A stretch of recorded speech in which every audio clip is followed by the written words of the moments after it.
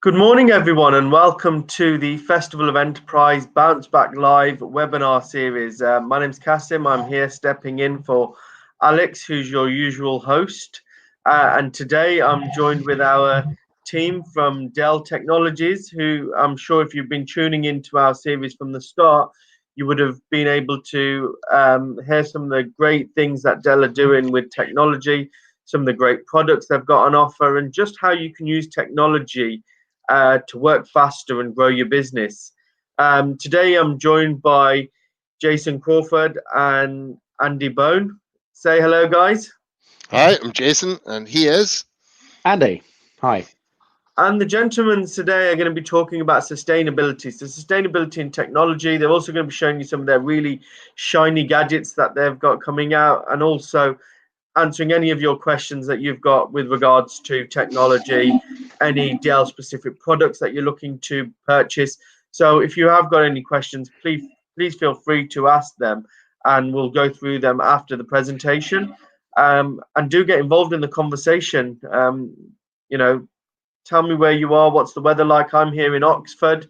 It's quite sunny and bright today. I don't think Storm Francis has affected us yet. I know it was very stormy yesterday. What about yourselves, guys?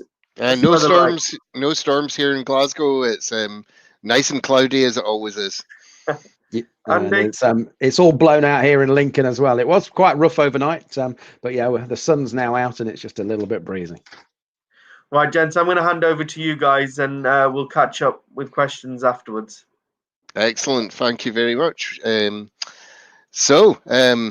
from us once again. It's our last session. So we're actually looking at a couple of things today. It's going to be a little bit of a wrap up of everything that we've actually looked at previously. So just tying everything back together. But as well, we wanted to talk a tiny bit about some of our newer products, some of the shiny ones, as Kasim mentioned, and as well wanted to talk about sustainability, because that ties in with a lot of our products, and it's actually the future for us in a lot of ways. One of the things that we all worry about is, well, it's great having technology, but what if we don't have a planet to have technology on? We need to look after everything in our entire ecosystem. Is there anything you wanted to add, Andy? No, I think you've pretty much covered it there. Obviously, we're going to, the entire messaging behind this program is all about our technology advisors, and I know that we're just going to introduce a little bit about that in a short while. Yeah, we will do. Yeah. But no, it is really important about the sustainability. A lot more companies are actually taking on board projects and goals to achieve certain things within the sustainability arena. For example, it might just be cutting back on carbon footprint. It might be recycling products. There's all sorts of things that even the smallest of companies, we all do it anyway day to day, don't we, Jace? We all recycle cans and plastics. So it's how our organizations can do that, and we're going to show you how we do it in a really prolific way, really, and our goals, and how we're going to sort of look to achieve those goals in the next 10 years. Yeah, Dell has said that, and you're right with that 10 years thing. It is a very aggressive idea to be able to change the way that we've worked in that time. But that actually comes from a historical thing, actually. We call it our moonshot goals. And historically, when we went to space, that was an aggressive goal that was set back by John F. Kennedy, basically back in the 60s, said we're going to get there within 10 years. It was a tight target. They weren't sure if they were going to make it, but in 69, I believe they just about scraped by the post. But what we've got in our goals is making sure that we obviously look after the planet, we do the right things by it. That's our home, and we all should be looking after that. We're going to try and make sure that we include people in that, because the thing is, looking after people is key for us. So that's all our employees, looking after everything through diversity, looking through all the areas that we need to focus on are the people that work with us, and then making sure that we do it in the right way. We do it ethically, we do it correct. And that may not seem on the outside, it sounds a little bit preachy possibly, and comes along as a bit of a thing that everyone wants to say at the moment. But in the end of the day, it's about us making choices, and we do the same. We do it with our suppliers. We make sure that they're held accountable. We make sure that they're doing the right thing as well. And that across the board should make all of us a little bit more comfortable. I know when I go to choose from buying from an organization, I would like to be able to buy something that is actually contributing in the right way rather than in a negative way. But we'll have a little bit of a look at that later. As Andy mentioned, we're going to wrap it around everything that goes into this, and we'll have a look at some of the products that tie in with that as well. I think, as well as regarding the sustainability and everything that goes around it as well, a lot more organizations, a lot of your customers now will be looking for companies that are actually doing their part. So it might be built into RFQs or requests for quotes and things like that, that you have a sustainability model or a diversity model built into your organizations. I know a lot of you will be in the smaller 1 to 10 sort of bands, but when you start getting a little bit bigger than that, and your customers start getting larger, a lot of those organizations will be requesting that sort of information about your own setups, if you like. Okay, so we've been here. This is our 4th week, isn't it? We've been talking about our Dell Technology advisors. So I'm just going to start off with this because it's really important, and it's really important that you know that there is a friendly face and a free service out there that you can all go to ask about technology and things that you might require in your organizations, whether it's from a single user laptop or up to a data center. The technology advisors are there to help you. They provide the dedicated partnership, one-to-one. As I say, it's free. We then tailor solutions to fit your organizations, whether it's on-prem systems or whether it's cloud systems. Everybody is different. There is not ever one size fits all within the Dell Technologies community. And the advice that you're going to get is going to be, obviously, it's going to be reliable, hopefully, because we've got plenty of experience in it. In fact, back to 1984 when Michael Dell first set up, PCs Limited, as it was called then, but now Dell Technologies. So yeah, that's the bit on that. There's the number and there's the website. So please note that down, and hopefully you'll be able to take advantage of that free service. Mr. Crawford. Bringing it back. So we've put some terms there that you might not understand, and I'll break them down just to make things a little bit easier.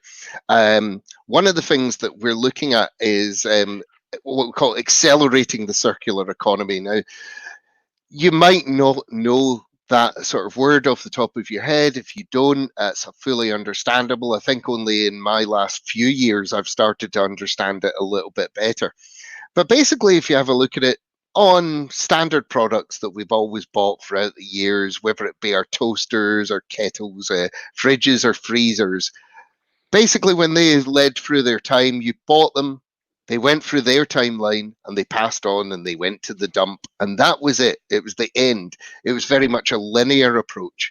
Now we're trying to do as much as we possibly can with our products to make sure that they're part of what we call the circular economy. So that we make sure that the materials are right, the materials are recyclable. So as many components as possible in the system, we can actually go and make sure that these last longer. And if they can't be recycled in that way, let's look at another solution as well. So it's all about protecting our resources, because these are valuable resources that we have. We can do all sorts of fun things with the insides of products, like recycling the gold metals into jewelry, and we have done lots of programs along that. But it's working with all those partners that are out there to make sure that we can do the right thing by making sure that our products will last the test of time while they're in your hands, and then afterwards making sure that we can actually bring them back into that circle within there. It's like they say on The Lion King, it is the circle of life. It certainly is, absolutely. And yeah, it's again, we're trying to make sure that we do things with more natural resources as well. So that circle of life thing, at the end of the day, we're all living on this planet. So let's use stuff that's of nature. So if we can't recycle it, will it go back to the ground? Will it go back to earth? And that comes in with a lot of things that we've seen for years in how people choose their packaging. What does your device come in? So we'll have a little bit of a look at that later on. And last piece in the puzzle is making sure that we look after the people that are building them and putting them together, because at the end of the day, we all are important to this happening in the right way, and we need to make sure that we look after them too. So the circular economy, basically, it's about that whole thing where we take stuff, we turn it into stuff, and normally it was, again, that linear piece where you have to throw it away. The idea, as I just mentioned previously, is making sure that we do bring it back in the right way. So one of the big problems actually we have in the world is electronic waste. And we want to make sure that that's disposed of in the right way. So we do all sorts of programs like taking back devices as well. So even if they're actually not our devices as well, we would rather see that stuff is actually responsibly taken back and disposed of correctly, because it's all very too easy to go down to the civic amenity and just put it in the cupboard that's in the corner there. That stuff, I hate to tell you folks, despite it being separate from the rest of the rubbish, doesn't necessarily get disposed of in the right way, or it doesn't actually end up coming back into the system. It's just a disposal more than anything else. So we've got to put the right things in place there. And that's one of the biggest growing areas at the moment. Only about 20% of electronics are responsibly recycled, and then most of that, the rest of the stuff, is where is it going? And that's obviously a huge concern to us all. In fact, going on to the fact that the amount of ocean plastics that are out there, all those different bits of packaging, all those things that we throw away, they end up in those micro granules that you keep seeing coming up and washing out into the sea. It's not good for any of us. In fact, there's a stat around it, but I know Andy hasn't got on the screen, but he loves the statistics. Oh yes, as we were, it's the same weight every year as 75,000 blue whales in ocean plastics. Did you know that, Andy? I think you did. I did, and I know how many blue whales are left in the ocean as well. Oh, how many? There's only 25,000 left. See, that's quite scary. So they're well outnumbered at 3-1 there. And yeah, I was actually at an event in, I can't believe we went to events. Remember those? Back in August, there was the Round the World Clipper race was on, and we actually had an artist coming, and he showed us what he's done with this collection of plastics that he's found in the ocean, and he separated it into colors, and he uses it for projects to repurpose it as art. But it was quite interesting because what we found was all the different pieces of plastic you just wouldn't expect would be out there in the water. I mean, my favorite one is Lego. I do want to go out and actually look at the Cornwall beaches, I believe, where the Lego washes up now and again. I will maybe go picking for the day. But there was all sorts in there. There was the plastic that you get inside at the end of your strimmer, for example. There's plastic knives and forks. There's plastic around the surrounding of home phones, things like that. It's actually quite scary, the amount that is out there and in there. But if that's taken back in by companies like ourselves, it's a lot better for all of us. And that's the way that I prefer to see things working. So you're probably going, well, wait a second. I didn't really come on and want to hear about some guy telling me about we should do better by the planet, but we should. That's a given. But as well, we tie it in with the product. So our products actually, and we're talking about the XPS today, our XPS products come in boxes that do actually have 95%, 100%, sorry, it's changed. We were at 95% 2 years ago. We're now 100% ocean plastics in our boxes as well. And on the outside of the cardboard packaging as well, we actually use mushroom in our brown packaging that goes around the side of it as well. So it's trying to keep, again, with that sustainability piece. Did you want to show some product, Andy? I think we should talk about something. Yeah, because I mean, at the end of the day, the XPS sort of epiphanizes the entire circular economy. There's an awful lot of recycle material goes into that XPS product. So, for example, we've got carbon fibers now. With the carbon fiber, it's aircraft grade, because what we actually find is that the carbon fibers, there's a lot of waste carbon fiber from aircraft facilities, specifically in the US, and we take all that excess carbon fiber, and what we do is we use it within our systems to create the the actual palm plates, if you like. The actual device itself is machined from one-piece aluminium. The actual components inside. Now, we did touch on it, I think, in a couple of the past sessions, but what we do is we actually screw devices together. So we don't use glues. We don't use anything that distracts from recycling, because what glues can do sometimes is it makes the recycling programs quite difficult, in the fact that because it's there, you have to strip the glues out to actually then recycle the further components as we go through. So yeah, the XPS 13 that is in front of you there on the screen. I'm just going to show you what it looks like in real life, because the XPS is a really interesting story. It's sort of our development phase. Now, where did XPS come from, Mr. Crawford? Because you've been around right from the start of the XPS. Yes. And I joined just slightly after it. It's been around quite a number of years now, and I've got a couple. I think you've got a couple as well. Definitely. In the store cupboard. So the development has been quite incredible, actually. So just explain where it came from, Mr. Crawford. Yeah, I'm part of the furniture when it comes to Dell in a lot of ways. When in some product ranges, and XPS is one of those. Actually, I'm a bit of a gamer myself, and back in the day, at the time, if you wanted a Dell system, you would go, "What do you want?" Well, you want an XPS, because it meant extreme performance system. That's a historical name that has tied along with it.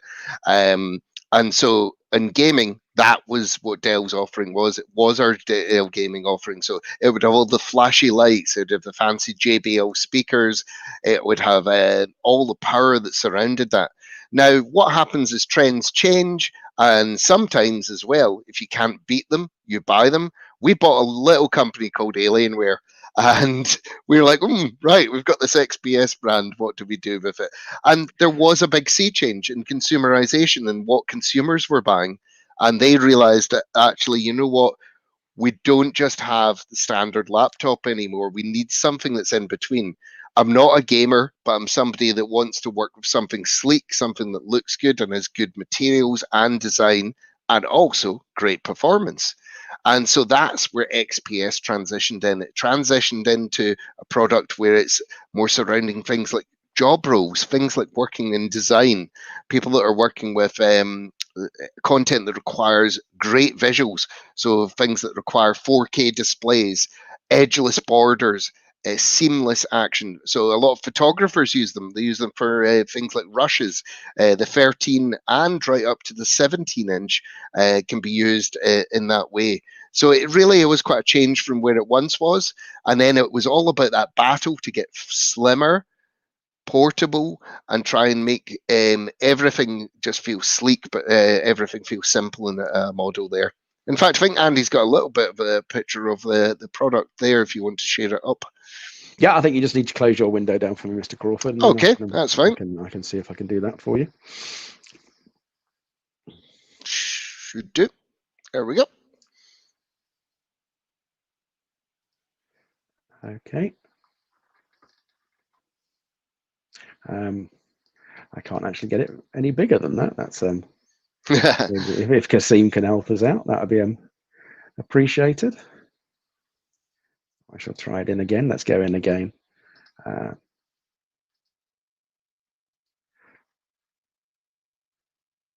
There we go. Perfect. There we go. Okie dokie. Yeah, so over numerous years, what's happened is we've taken it from I don't know. I think my original XPS was around about I would say in the region of 25 to 30 mil thick. And it was all about performance and design and devices that perform pretty much at that creator level. Interestingly enough, we've actually adopted the creator on the XPS now, and we actually have. So if you're in the creative industries, whether it's media, design, photography, there's a specific edition called the Creator Edition in the XPS range, which services that particular industry, if you like. Now it's actually the thinnest and smallest XPS we've ever made, and I'm just going to brag about a few things about the XPS, because every year there's a little trade show in January, and it's all about having the best and latest technology within the industry. And the XPS 13 every year for the last, I think it's 3 years, if not 4, has come away with the best in class device in its competitive user group. And if you check across the trade presses, you'll see what I'm talking about. It's often put side by side with that the Apple products, and it always comes out on top in the trade press as far as the main trade press editions go. So what makes it so special? Well, it's a 13-inch laptop and it sits on a 12-inch chassis. That's because of that bezel's 4-sided edge-to-edge screen. If it's in the convertible variant, that's actually a Gorilla Glass screen as well. So it's a bit like your mobile phone in the fact that it can withstand knocks and bumps. The latest iteration of it has got 10th generation iCore processors. So it's a really powerful machine. And again, because we've gone so small and thin with it, what it means now is that we've pretty much gone down to the standard of just Thunderbolt across the entire thing, but we've left the SD card, the micro SD card slot for you. So that, let me just quickly show you what it looks like around it. There we go. We've got a micro SD card reader. So that's really handy for the creative environment where they will be using high-speed micro SD cards, maybe in cameras, in an attachment in the camera, so you can transfer your images very quickly onto this device, which has actually got a 4K Ultra HD screen as well. So it's amazing. The RGB 100%. So everything you see on that screen is real. That's what you'll get. That's the colors and everything else about the display are perfect. So that's the big difference between, as I say, the XPS and maybe a standard laptop. It is up there in performance. It's the thinnest and lightest machine we do there, and we do it in a couple of colors as well. You might have seen if you've looked at the XPS before. We've got a nice little a white sort of color there. Again, we talked about security in this little section here. That's the power button. We can also have a little biometric fingerprint on there. So if you are an organization that's thinking about using these types of devices because you might be in the creative, or you just like the look and feel of just the small devices, and maybe you've looked and used Apple in the past, this is a device that now competes in that marketplace and exceeds in it, as we're aware with CES in January when we, as I say, win those awards. So yeah, it's a great little device. Now available in a 17-inch variant as well. Which just takes it to another level as far as the creatives are concerned. So brand new. There's the carbon fiber version, which we were talking about. Recycled aircraft grade carbon fiber on the top there as well. Machined aluminium. That's pretty much. There's not. It's stunning. It's beautiful, and there's nothing really much more I can. Oh, it's stunning that you actually use one on a day-to-day when we were traveling back in that world. That's what's important about this. Is it is a simple device for being able to just go and visit customers, clients, etc. And in fact, in larger screen formats, we now have up to a 17-inch in this format as well. So that's easy to present ideas from.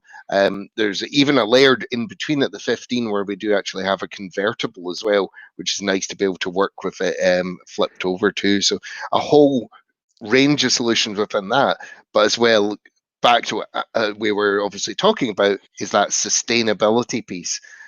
All of this is easy to work with inside as far as our engineers are concerned. When we come to dispose of it, we can open it up, access everything, and make sure that we dispose of it when it comes to that time. But to be honest, how long's yours been around, Andy? You can admit that. Yeah, mine's coming up to 4 to 5 years, I believe now. Yeah, so it is an impressive lifespan as well, because that was your day-to-day tool for pretty much everything that we did. Yeah, and I think as well, there's certain things like that. People demand instant on, for example. That's the sort of things that you're getting with these devices as well. So it's like as soon as you open, in fact, when you open this device, you can open it single-handedly. Sometimes you have to pull both sides of a laptop to open it because of the tension on the springs of the XPS. What happens is you start by opening it with a single hand, and it's really loose when you first start opening, and then it tensions as you open it. So it's a real clever little hinge device that enables you, because there's nothing more annoying than trying to open a laptop sometimes when it's really thin, because you're trying to get into the crack of it, if you like. And then they say that instant on, it's as soon as you open the lid, your power on. Yeah, and I think that's obviously what we've been focusing on the last few weeks is making sure that you have the right piece of technology in your hands.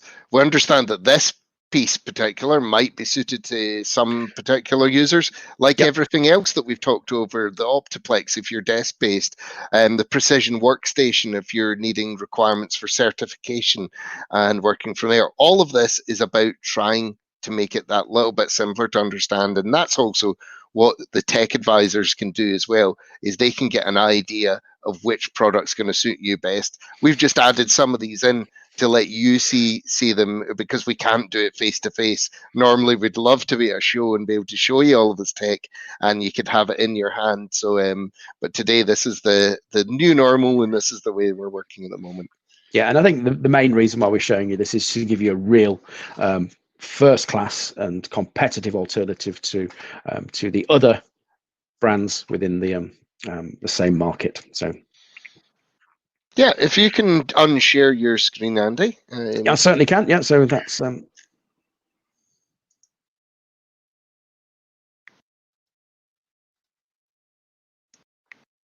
I'll share mine. I'll have to get help to pop that up as well.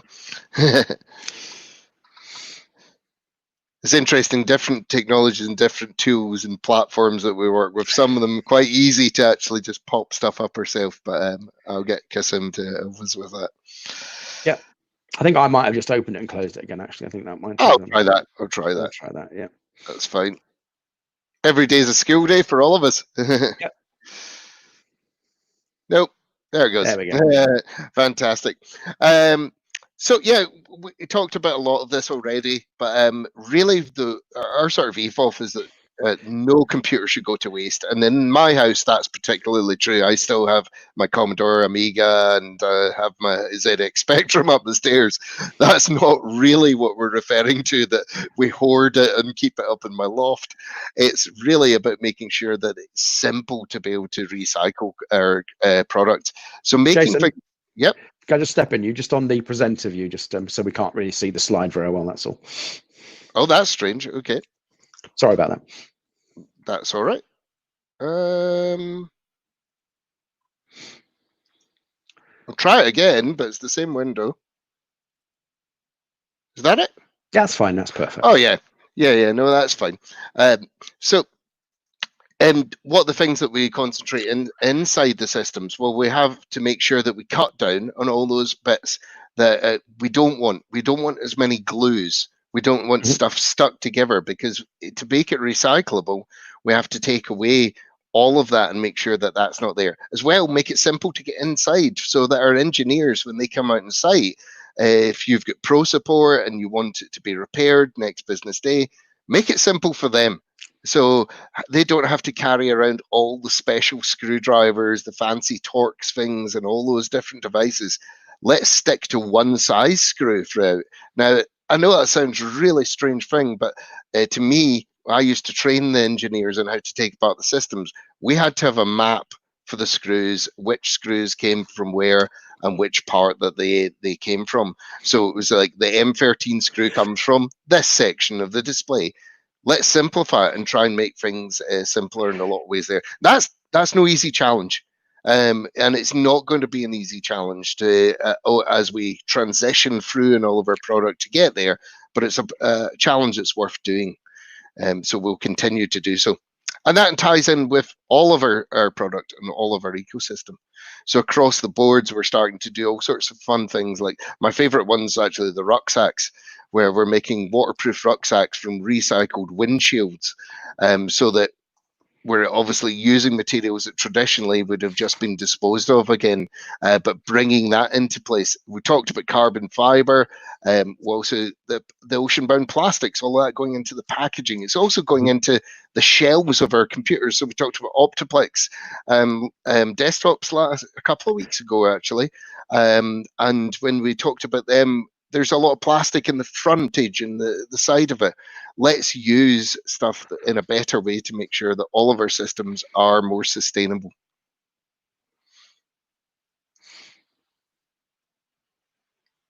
So bringing it back all together, again, it's about finding the right solution for you.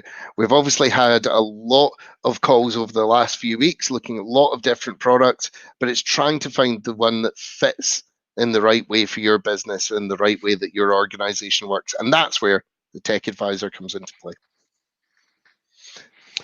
Indeed, that's pretty much a summary. So I really like the fact that we are doing quite lots and lots of programs. In fact, one of my favorite programs that we're doing at the moment is the Dell Solar Lab sponsored project. Now that's a crowdfunding project as well. If you want to check that one out, it's just look for Dell Technologies Solar Labs. And what that is, we're setting up shipping containers across the globe in various countries to enable students to have computer or technology access in places where they wouldn't. So we're building these custom shipping containers, so recycled shipping containers, recycled, returned compute, if you like. So everything's been totally full circled. And it's a great project. There's a couple of cool videos online that you can have a look at to see how it's working. And then because it's a crowdfunding project, you can also invest a little bit of your time and money into it if you want to just invest into that program there. So yeah, it's a cool program. Solar Labs, Dell Technologies there. Well, Kasim, we're pretty much I think ready for some questions. We normally have some, so hopefully there'll be a couple of bits and bobs hanging about for us. Well, gents, thank you so much for that. I think, over the past couple of weeks, we've been talking and, we're going through all different products and services Dell Technologies is offering. And I think that one of the greatest things is what you've just been talking about there, Andy, and talking about, giving back, what Dell Technologies is doing to give back. And, like you said at the start of your webinar, there's no point having all of this technology and all of these gadgets if we haven't got a world to live on.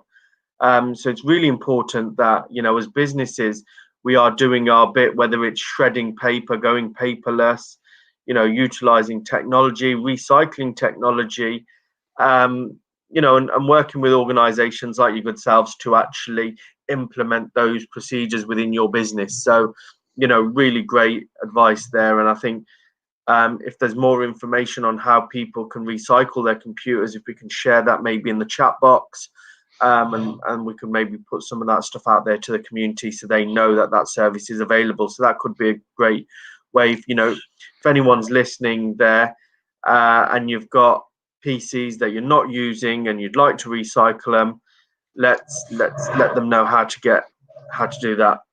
So, in fact, when we're talking about this, actually, because I think something we covered in the past, we talk about PC as a service. So it's like the ongoing subscription-based service. When that's actually implemented fully, what happens is we deliver or deploy the PCs into organizations. It doesn't matter how big you are, 1 to 100, it doesn't matter. But at the end of that life cycle, we take it back again as well. So it covers the entire entire circular flow, if you like, of that PC's life cycle. So it's quite nice to have that there.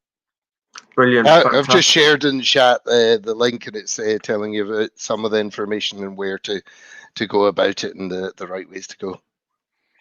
Excellent. Brilliant. Question from Ben. How often would you recommend replacing your PC system?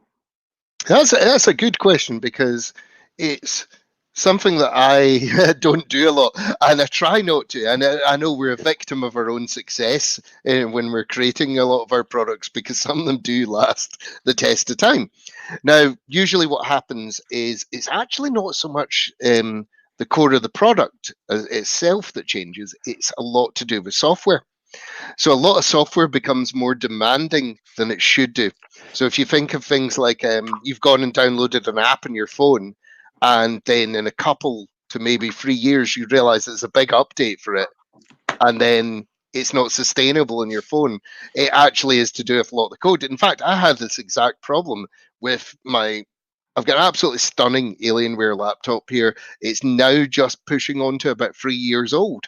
And went to download an update for my game. Not a chance of being able to install it whatsoever. So I had to actually go in and upgrade the actual device itself and add in an extra SSD, which was easy enough because, again, it was that standard-based technology, so I could open it up and do it. Now, not everyone's necessarily maybe as comfortable about going and doing upgrades, but I think upgrading your PC is a really good way forward. However, it has its limitations, and the limitations usually only come in when it comes into newer software using higher-end processors that have come out. So they're coded to work best with those newer components. We tend to sort of guess at a roughly 3 to 5 year refresh cycle. It's very, there's simple ways of doing it, but it's not an exact science. It's never an exact science. Some people I know, I've got computers at 10 and more years and works well for them, and that's fine because it depends on what you're doing with it as well. But yeah, 3 to 5 years is a rough guide, but there's all sorts of ways that we can make that easier. So we talked about it a couple of weeks ago and said about our Dell Financial Services. Why not actually get your system on a plan rather than actually going and physically buying the unit and it's outright bought? Like our mobile phones, use Dell Financial Services and refresh your product every few years or so via that program. It also works out a little bit cheaper as well. Yeah, and I'm one for statistics, Mr. Crawford. Oh, yeah, I know you like the numbers. Yeah, here's one coming And out. we've seen this across the board, though, haven't we? Not owning products anymore and Yep. leasing. You look at the business model of leasing cars and vehicles now. How common is that? Before, I think 20 years ago, it was all about ownership. Yep. And I think where businesses are now is it's not about owning assets. It's about having things, because there's no value in owning assets anymore to a certain extent, especially a depreciating asset. Yeah, I'm not sure what the write down on a piece of technology is. I'm not sure whether it's 4 or 5 years the write down on it. Yeah, so I think the interesting thing is with technology, with cars, with anything that you're purchasing, there will be it will depreciate in value. So to invest your capital into something that's going to depreciate is no longer makes sense to business, because if you've got cash flow, when you're looking at a business cash flow, it's about now rather than 10 years down the line. You've got to have the right cash flow, and it's about putting that investment for technology and having it as an ongoing cost rather than a capital cost. Yep, you're absolutely wrong. Yeah, OPEX and not CAPEX. Yeah, it's a simple thing. I think you guys make a really good point about how long should I have a computer. Well, actually, if you're on the plan that Dell offer, you're actually then being guided by the technology consultants who are telling you, right, would you like to upgrade? Is this right for you? Is the solution? And it's more flexible rather than you going and buying a PC and then 2-3 years down the line it's not right for you. You've then got to either sell that PC and buy a new one, or whether you was on a plan, you just change your plan. Yeah, and I think we talked about this quite a lot in the past sessions. So yeah, let's throw that statistic out at you. After 3 years, a PC will start increasing in cost to the user by around about, it will increase. So it's a curve that goes up, and it will increase by about 40% to keep that PC maintained and running. There's a few reasons for that, because components, as Jason said, you need to add extra components, or components fail down the line. So we need to buy those. So that means it's costing more money. So the actual cost is increasing after about 3 years. And they say it ramps up quite significantly after 3 years. Actually follows a similar trajectory to a car. Something that we can all relate to. I've just actually recently had to replace a tire, unfortunately, and it's been a bit harder in COVID times to do things like that, obviously. But he came out and did that. But again, those are the bits. It's like, if you can think of it as in a relatable way, a computer's no different in a lot of ways. There's a lot of complex parts and components. So yeah, try and keep it simple. But probably unlike the older days where you were buying, or people can still do it, they can still go buy a £300, £400 or £300 machine and treat it as a consumable. But this session today we've been talking about that full life cycle and about how to replace that. So if you do go on a PC or as a DFS product, buy your technology on a lease or a rental service contract like that, On a 3 years, it would actually cost you 87% of the total cost. So it would cost you 13% less than actually buying it over 3 years. Okay, over 4 years, it would be the same as buying it on interest-free credit. If that particular asset was written down after 4 years on a, it's not worth anything anyway, so it's a no-brainer that you're not putting your money up front. You're actually getting something on an ongoing rental basis. That's obviously then going to be covered by full support as well. So if there's anything go wrong, we've talked about the full support packages. In fact, that XPS that we've talked about today comes with a full 1 year's pro support on it. So that's really a valuable tool, in the fact that if you do have an issue with that product, next business day engineer, so you're not having downtime. It's not costing you money, and that's where that cost comes in. When you get to an older machine, it's costing you money the older it gets, because of many service issues or adding components to it, and downtime that you might have from it. So that's why we recommend, as I say, that after that 3 years, that's when that expenditure curve goes up on a system.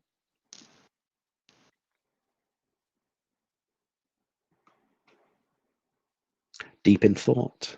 Brilliant. Yeah, fantastic. So, sorry, I just had a message come through about another webinar, so I was a bit taken aback. Squirrel. So the other question is, so we've talked about, I think you've already answered this question, because you talked about the PC, the XPS PC, which is great for editing photos. And I think the question I've got here now is, what's the best Dell PC for video editing? And would you recommend a station or a laptop? So actually, I don't know if you can get access to the previous sessions, but our workstation products are where it comes in. So our workstation product, we talked about Dell Precision. And now, don't get me wrong, the XPS will handle, it depends on what level of video editing you're doing. Because it does have a powerful graphics card in the 17-inch version. So if it's quite simplistic stuff and it's not too complicated and it's not using certified software that like Adobe Premiere and things like that, then the XPS 17 will more than happily handle it. But in our previous call, we talked about Workstation, and there's a couple of different versions there. In that session, I talked about it's not one size fits all. Some people will prefer to work on a tower because they've got future expandability for adding in more graphics cards in the future, and that's about longevity of a product that you have gone and purchased outright. But then some people might prefer the mobile unit because they like to go and present ideas as well. So our precision workstations are designed all about that. For some, they may be too high level, and that can come into budget as well, more than anything. So for some, the XPS actually might tick the box as well. So it's a hard one. Computing technology is not a one size fits all, where I would go, this is the one. And that's what the tech advisors would do, is have a chat. They'll assess, they'll work out what level you're working at, what software packages you're working with, and they'll pick the right sort of product range for you. Try and get rid of some of that fog, because it can be hard. I've so many friends contact me ever since lockdown to try and get a new system, and I've become my own tech advisory service to my friends. Okay. Yeah, certainly, Sarah. We'll pass that on. We'll put it on the chat box in just a second for you. Okay, so I think we've been through split screens like on every single webinar. We get the same question. It's a good question. Yeah. Every webinar. I'm going to leave this one to you, Andy, because this is your favorite topic, split screens.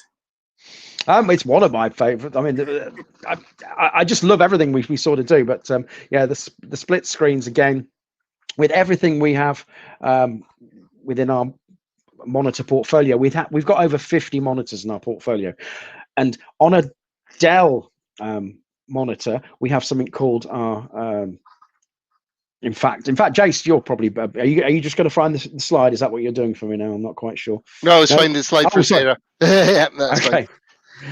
Yeah, we have something called Dell Display Manager, and the Dell Display Manager enables you to use any device, any vendor, any brand, as long as you've got the Dell monitor to split your screens into multiple windows, if you like. And then when you drag and drop your windows, it will snap into those locations. So yeah, we can, for example, I'm using two 24s actually, two 24-inch screens in front of me now, and one 15-inch laptop. The 15-inch laptop is a single screen on its own, and the two 24s are divided into two screens each, which gives me a 5-screen array in front of me. So that's why my head's going left and right. It's quite a big array. But what it does, the more real estate you have, the more productive you are. In fact, just adding that second screen, as I say, adds about 28% increase in productivity for people as well. So, it's really important to have that right real estate, because if you don't, you can be scrolling through Windows or tabbing through Windows and not actually being as efficient as you could be, just for that little bit more outlay. And it's not screens are not a great outlay specifically for the sort of the P series, our professional series, and well, in fact, our entry level is the E series. So they start at around about the £100 mark. They're very, very affordable screens, if you like. And again, all equipped right from the bottom end to the top end. In fact, 8K screens. We've got all equipped with that Dell Display Manager for split screen capabilities. Brilliant, fantastic. Thanks a lot, Andy. Another question here. I think again, similar sort of questions we seem to get. Cloud server or hard server? I think we answered that a couple of weeks ago. It's again not a one size fits all more than anything there. And actually, we recommend a hybrid usually of both, because it's nice to have your stuff obviously locally on premises to be able to look after it and ensure that you've got it. We talked a little bit about how cloud providers can ramp up the costs a little bit. So you might get tempted by an offer to get in immediately with a cloud service and find that over a few months or a year or whatever your original contract was, once you've had that trial, think costs can start to creep, because data, in the end of the day, costs money. It's space. And so it can be a challenge. So we kind of err on the side of doing a little bit of both.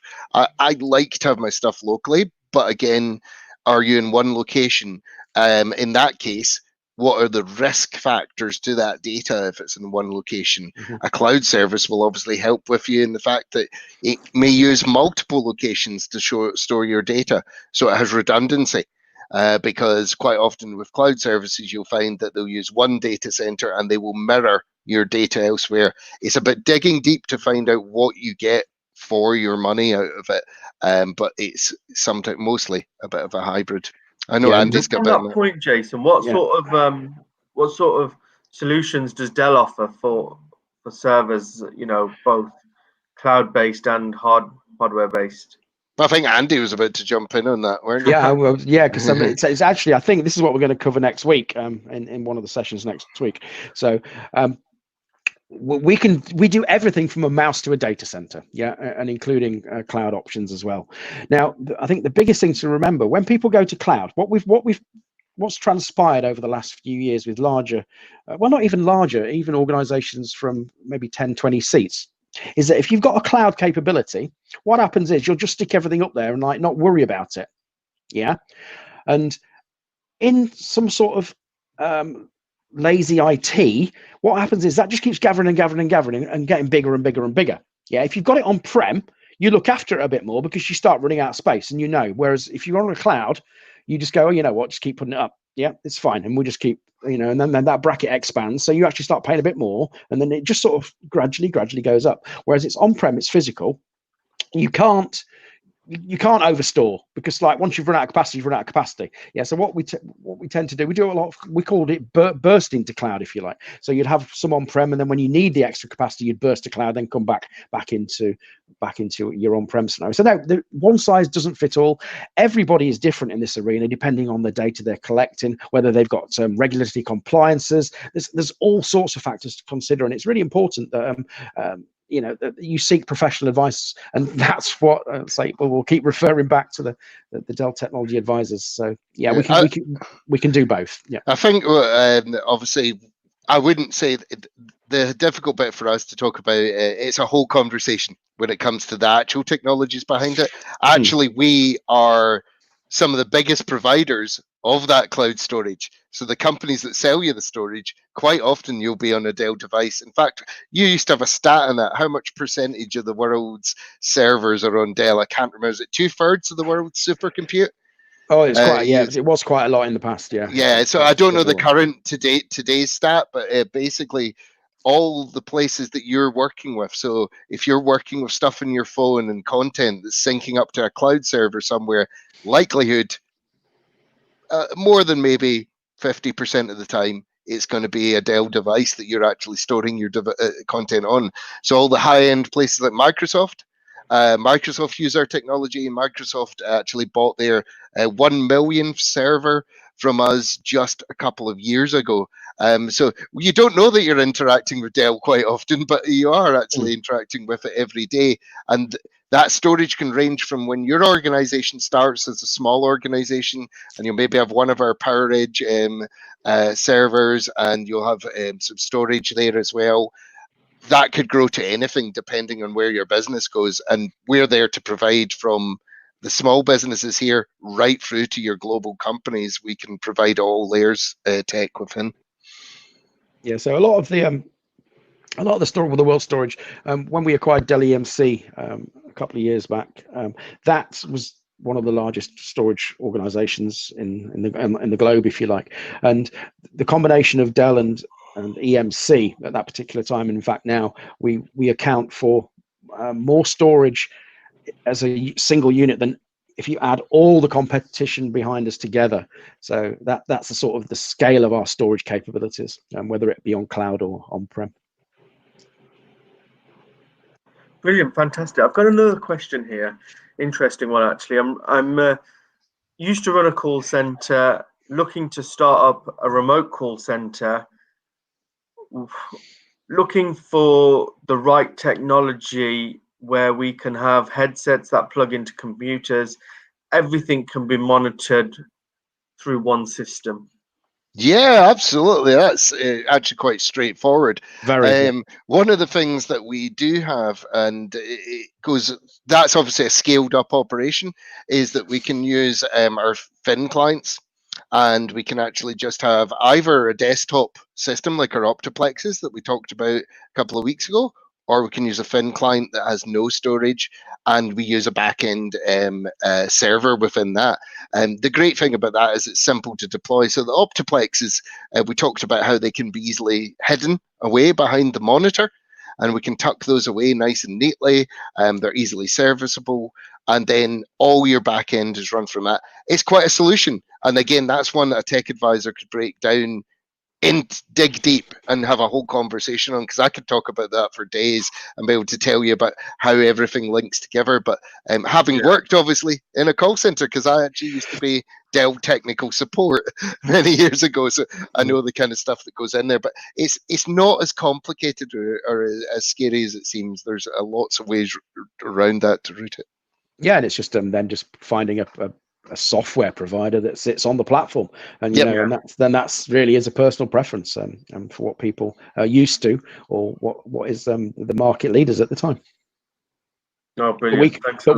But we can actually help and configure that at factory as well. And again, that's all part of that full life cycle. Yeah, I think it's about having the right hardware that's going to fit the kind of software and the kind of process that you want to run. Mm-hmm. Yep. It's a marriage of everything.